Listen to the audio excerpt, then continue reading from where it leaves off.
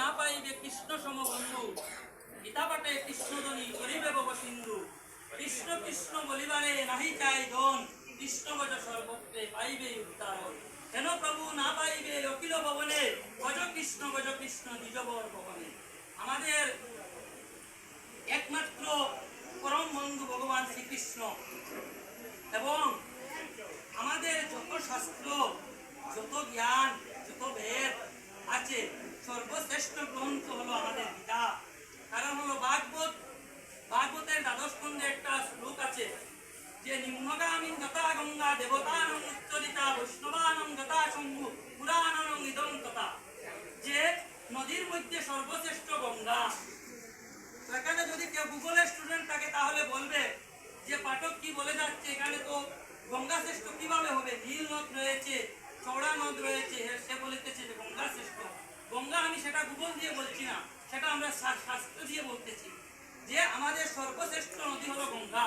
নিম্নগামী যথা গঙ্গা দেবতানং উচ্চরিতা, দেবতার মধ্যে সর্বশ্রেষ্ঠ বিষ্ণু এবং গ্রন্থের মধ্যে সর্বশ্রেষ্ঠ গীতা, আর আমাদের বৈষ্ণবের মধ্যে সর্বশ্রেষ্ঠ শিব।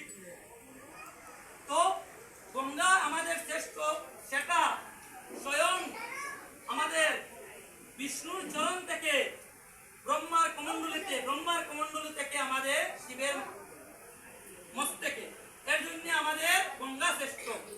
এবং বৈষ্ণবের মধ্যে সর্বশ্রেষ্ঠ আমাদের শিব, সেটা আমরা নাথ যোগী, আমাদের শিব সর্বশ্রেষ্ঠ বৈষ্ণব। শিবের উপর ভক্ত আর শিবের উপর বৈষ্ণব আর এই পৃথিবীতে কেউ নেই।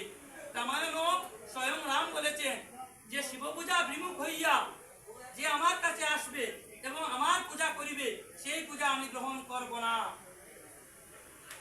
স্বয়ং রাম বলেছেন। এবং স্বয়ং কৃষ্ণ যে আমরা এখন যে আরাধনা করি কৃষ্ণ, এখন অনেক আমাদের বৈষ্ণবপন্থী বেরিয়েছে যে আমরা শিবের প্রসাদ খাই না, আমরা দুর্গার প্রসাদ খাই না, আমরা শুধু বৈষ্ণবের প্রসাদই পাই। কিন্তু সেটা আমাদের শাস্ত্রে বলিতেছে না।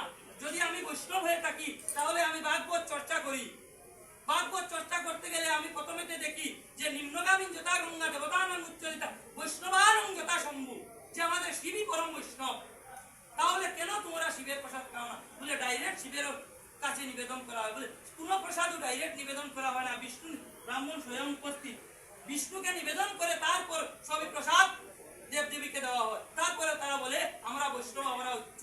কিন্তু স্বয়ং আমরা নাথ, আমরা যুগীকুলে জন্ম, আমাদের হাতে ওরা খায় না, বলে আমরা বৈষ্ণব। কিন্তু বৈষ্ণবের মধ্যে সর্বশ্রেষ্ঠ শিব।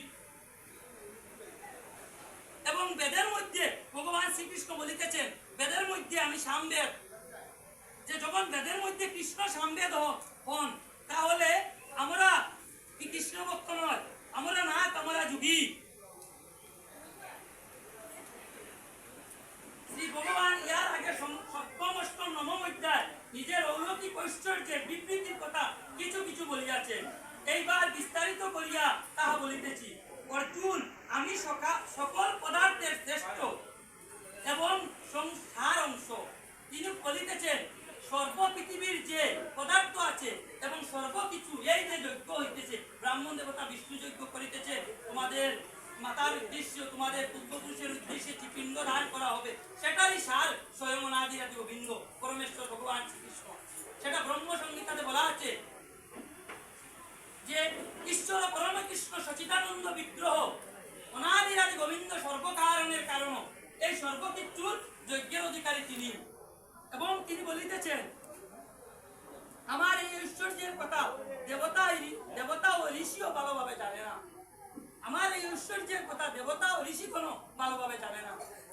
আর যাহারা জানে তারা আত্মজ্ঞান লাভ করেন, এবং যারা এই আমার তত্ত্ব, আমার ভক্তি জানে, সে আত্মজ্ঞান লাভ করেন।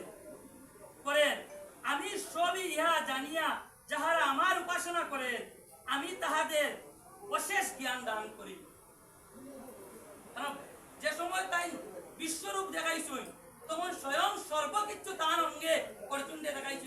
বিশ্লেষণের সময় নাই, কীর্তন হইতো, সেবা হইতো, তাই শুরু করতেছি। হ্যাঁ, তখন শ্রীকৃষ্ণ আমার ঐশ্বর্যের কথা সংক্ষেপে বলিতে লাগিলেন, কেননা সম্পূর্ণভাবে বলি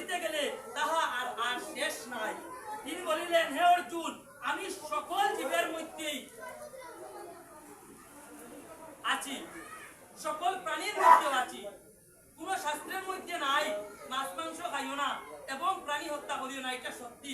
কিন্তু ইনডাইরেক্টলি আমার ভগবান অনাদিরাদি গোবিন্দ কইতা যে সর্ব প্রাণীর মধ্যেই আমি স্থিত। এর অর্থাৎ হইল আমরা ইনডাইরেক্টলি বুঝাইয়া দিলেছি যে আমরা মাছ খাওয়া ভাত, আমরা মাংস খাওয়া ভাত, তাই সর্ব প্রাণীর মধ্যে বিরাজমান। এরপরে আমরা অজ্ঞানবশত ভুলে প্রাণী হত্যা করিয়া। যাই হোক, যদি পারা যায় আস্তে আস্তে সবে ওটা ছাড়িবা। বেদের মধ্যে সামবেদ, স্বয়ং কৃষ্ণ বইটা বেদের মধ্যে সামবেদ। আমরা না, আমরা কিতাবেদ, আমরা বেদটা কিতাব, আমরা সামবেদ। তো স্বয়ং কৃষ্ণ কার? আমরা আমরা থাকি ভাইসুন সবে। আমরা নাথ যোগী, আমরা শিবের অংশ, আর শিব পরম কৃষ্ণ ভক্ত। আবার কৃষ্ণ বইয়া দিছুন যে শিব ভক্তি না করিয়া যে আমার ভক্তি করে আমি তার ভক্তি নেই না। স্বয়ং রামে ওই কথা বইয়া দিছে। তাও হইলে রামে তো পূজাও করছই, স্বয়ং অর্জুনের কাত্রায়ণী পূজা করছই, স্বয়ং অর্জুনের কাত্রায়ণী পূজা করছেন। যে সময় মা দুর্গার পূজা করছেন, যে সময় অর্জুন যুদ্ধ যাইতা তখন স্বয়ং ভগবান শ্রীকৃষ্ণের আদেশ দিছেন যে হে অর্জুন, তুমি যদি জিততে হয় আর তুমি যুদ্ধে জয়ী হইতে হয় তাহলে তুমি মা দুর্গার পূজা করো, দুর্গার কাছ থেকে বল নাও এবং তুমি শিবের পূজা করো, পাশুপাত অস্ত্র গ্রহণ করো। তখন কিছু বৈষ্ণব হয়েছেন যে আমি শিবের প্রসাদ খাই না। তুমি যান কইতেছ যে শিব পরম বৈষ্ণব, আমি যুগী করে খাই না, আমি যুগী রাতের খাই না, আমি বৈষ্ণব, আমি রান্ধিমু, আমি খাইমু। হ্যাঁ খাও, তুমি রান্ধো, কিন্তু দেবতার কোনো নিন্দা করতে পারতায় না। স্বয়ং শিবরে আমার রামের পূজা করতেন, কৃষ্ণের পূজা করতেন। শৈলেশ পাহাড়ের নিচে যে সময় এক রাত্রি যুদ্ধ হয়েছে ওর দুর্যোধনের ইন্দ্রর সাথে, সেই সময় এই ইন্দ্রের সঙ্গে যুদ্ধ এক রাত করতেন। ইন্দ্র বিশ্লেষণের সময় নাই, তো অনেক কথা আছে। এক রাত যুদ্ধ করতেন, তখন সমান যুদ্ধ হয়েছে। পারিজাত বৃক্ষ বসনা না লাগিয়া নারদরে ঘুরাইয়া দিলে ইসরা, বিশ্লেষণ করলে অনেক কিছু। স্বয়ং কৃষ্ণ যুদ্ধ করতেন অর্জুনের লগে, একদিন অতিবাহিত হয়েছে, অর্জুন কৃষ্ণ জিততে পারতেন না, আমার ইন্দ্র জিততে পারতেন না। তখন এই রাত্রি যে সময় অতিবাহিত দিন হয়ে গেছে, সূর্য অস্ত্র গেছে কি, তখন কি কইছেন ইন্দ্র যে হে প্রভু, হে বাসুদেব, তুমি আমার আশ্রয় নাও, তুমি আমার পক্ষে আই যাও, আজকে রাত্রে অতিবাহিত করো, আর কালকে প্রাতঃকালে আবার যুদ্ধ করিব। এটা আরো বিশ্লেষণ আছে, আমি সংক্ষেপে কইয়া। তখন কৃষ্ণ কইছেন কিতা, আজকে রাত্রেই শিবরাত্রি, আমি শৈলেশ পাহাড়ের নিচে যাইমু, গিয়া আমি স্বয়ং কৃষ্ণ অনাদিরাদি গোবিন্দ পরমেশ্বর ভগবান শ্রীকৃষ্ণ কইত্রা, আমি শৈলেশ পাহাড়ের নিচে যাইমু, গিয়া শিব পূজা করমু, শিব যজ্ঞ করমু, শিবকে চন্দন ফুল বেল্লপত্র দ্বারাও গঙ্গা জল ইয় করমু, দিয়া দিমু, শিবায় শান্তায় কারণেত্র হেতবে নিবেদনামি চ আত্মানং গঙ্গতি পরমেশ্বরায় নমঃ, ওম নমঃ শিবায় নমঃ কইয়া আমি জল এই সব দিমু, গিয়া আমি শিবকে পূজা করমু। তখন শিবের কাছ থেকে তাই পাশুপাত অস্ত্র নিয়া আইয়া অর্জুন শিবর লগে যুদ্ধ করতেন, ইন্দ্রর লগে। এটা আমার মুখের কথা নয় মা বোন, এটা শাস্ত্রের কথা, এটা আমার মুখের কথা নয়। আজকে আমরা বড় লোক, আমরা বৈষ্ণব, আমরা অনেক বড়, হ্যাঁ তুমি বহুত অনেক বড়, ঠিক আছে, কিন্তু দেব দেবীর অবহেলা করবাই না। কারণ মন্ত্রে যেন কয় সর্বমঙ্গল্য মঙ্গল্য শিবে সর্বার্থ সাধিকে শরণ্যে ত্রয়ম্বকে গৌরী নারায়ণী নমস্তুতে। কেন তুমি তোমার ঈশ্বর ঈশ্বর পরম কৃষ্ণ, এটা আমিও মানিয়া, আর স্বয়ং ঈশ্বরে দেখাইয়া দিচ্ছেন যে পূজা করো। এরপরে এই যে পিণ্ডর বিষয়, এটা অনেক কিছু আছে, স্বয়ং কৃষ্ণই আদেশ দিছই যে পিণ্ড দান করো। এটা অনেক কথা আছে বাবা, সময়ের অভাব ভালো জান না। এই যে পিণ্ড আজকে ব্রাহ্মণ দেবতায় দান করবা, ওটা একটু বললে, কারণ আজকে পিণ্ড দান যে সময় যুদ্ধ কুরুক্ষেত্র শেষ হয়ে গেছে, দুর্যোধন কর্ণ তার আত্মার তো আর সদ্গতি হয়েছে না। আজকে তুমি চাই যে তোমার মার পিণ্ড দিবা, ব্রাহ্মণ ছাড়া তুলসী জল দিবা, এটা খাজো লাগবে, আমি দিলে খাজো লাগতো না। সেইভাবে কর্ণর পিণ্ড দেওয়া দিছে অধীরতে, কিন্তু সেটা খামাইছে না, কারণ হইলে হে এই বংশগত না, হে অন্য, এর কারণে তার আত্মার সদ্গতি হয়েছে না, হে ভ্রমিতেছে সাইরবাই। তখন একদিন আমার কুন্তী জলনাথ গেছই, তখন দৈববাণী করছই দুর্যোধনে সরি কর্ণয় যে হে মা তিলাঞ্জলি দাও, তিলাঞ্জলি দাও। তখন কুন্তী বলে কে রে বা কথা বল, তাই তো জল করিয়া নিয়ে আইত্রা।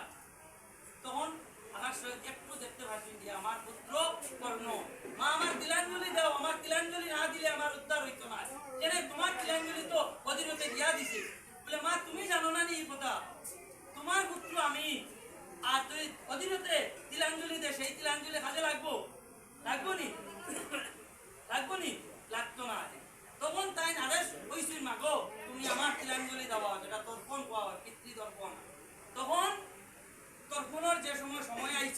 গোষ্ঠী গোষ্ঠী একটানো করিয়া একত্রিত করিয়া ঘাটের মধ্যে তর্পণ যাওয়া হয়েছে।